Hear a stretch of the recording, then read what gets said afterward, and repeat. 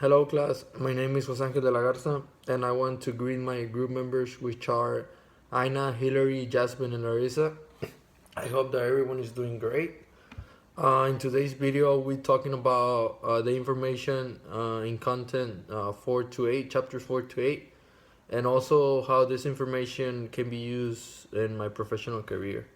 First of all, I want to start off on chapter 4 on how it was well explained when they talk about different type of carbohydrates, because carbohydrates are important to provide us with a lot of energy for our body. Something else that I learned is that fiber, oligosaccharides, and resistant starch are indigestible, meaning that the body cannot break them down. It is interesting because we might think that everything that we consume, our body's gonna be able to digest it, but in reality, there's several things that you need to take care of. Bad or overconsumption of carbohydrates and sugars can lead to diabetes, hypoglycemia, heart disease, and obesity. Now moving on to fats or lipids, which means the same thing.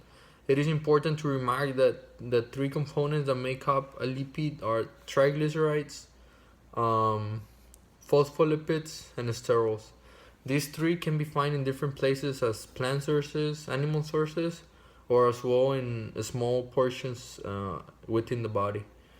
Even though lipids provides us with a flavor and aroma and texture for the foods, in reality, it's important to keep in mind that our body has a limit of how much fat can be intaken, because the other part of the fat is gonna be just stored in the adipose tissue, making just more fat within your body.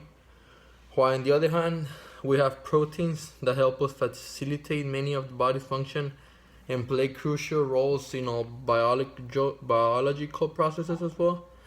Something to keep in mind is that 20 amino acids commonly occur naturally, and out of those 20 amino acids, 9 are going to be essential and 11 are going to be non-essential.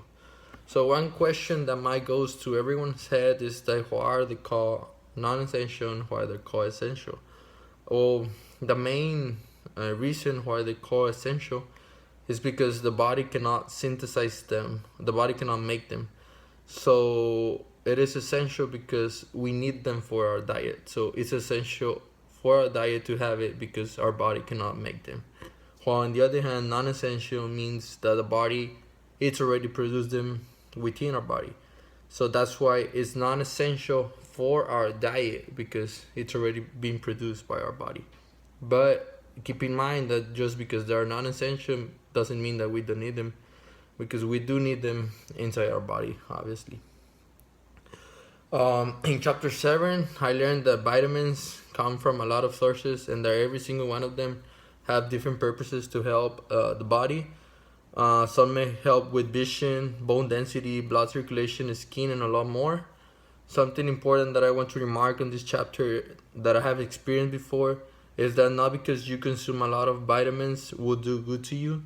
Instead, it will be worse. It may cause bad things also because you're over consuming a lot of vitamins.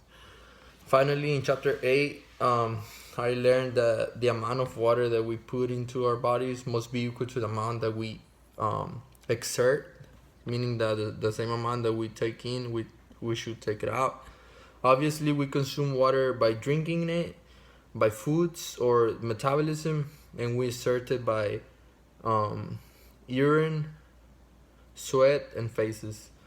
In minerals, something to keep in mind is that there is a major mineral and a trace mineral, and the difference is that the major needs to be consumed at least more than 100 milligrams per day, while the trace is going to be less than 100 milligrams per day.